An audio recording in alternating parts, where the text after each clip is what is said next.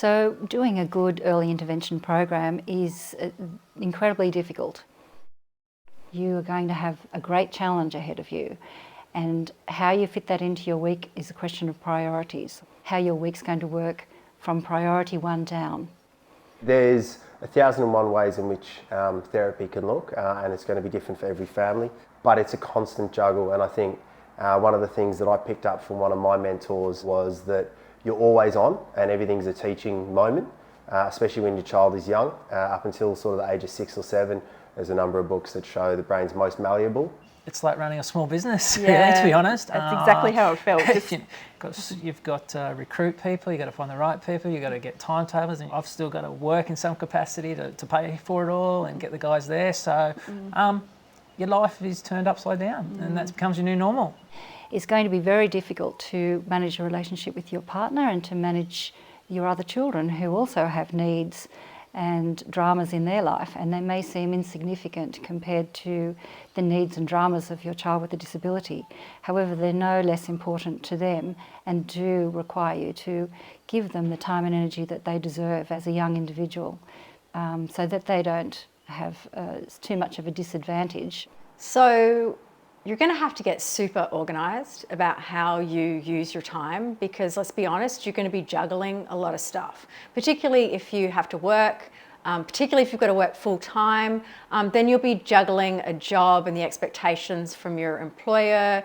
You'll also be juggling appointments. Trust me, you'll be juggling a lot of appointments. Whatever it is that'll work for you, a diary or something, you're also going to need to outsource or share the load where you can, whether that's kind of juggling with your partner around who takes responsibility for various things, whether it's reaching out to family members or supportive friends and getting them involved as well.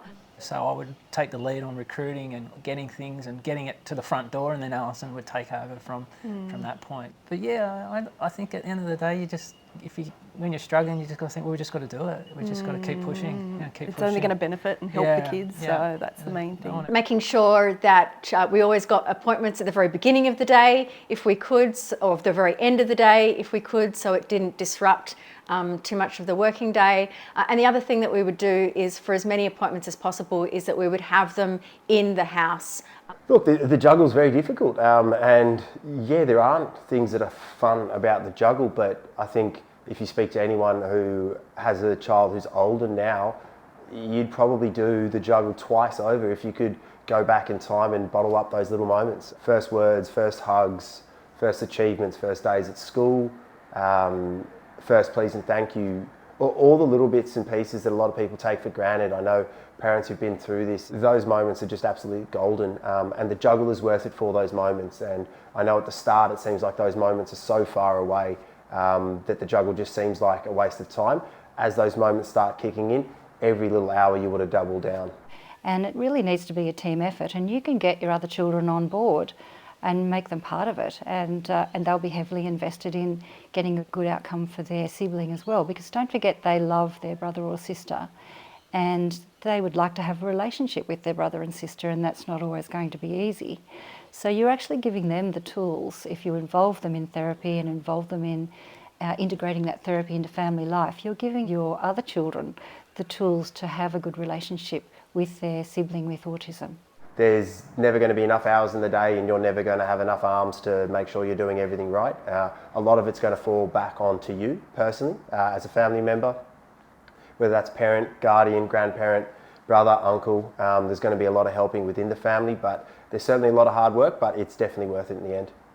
And you're just going to have to juggle, get organised and outsource. Bring as many people into raising this child as possible.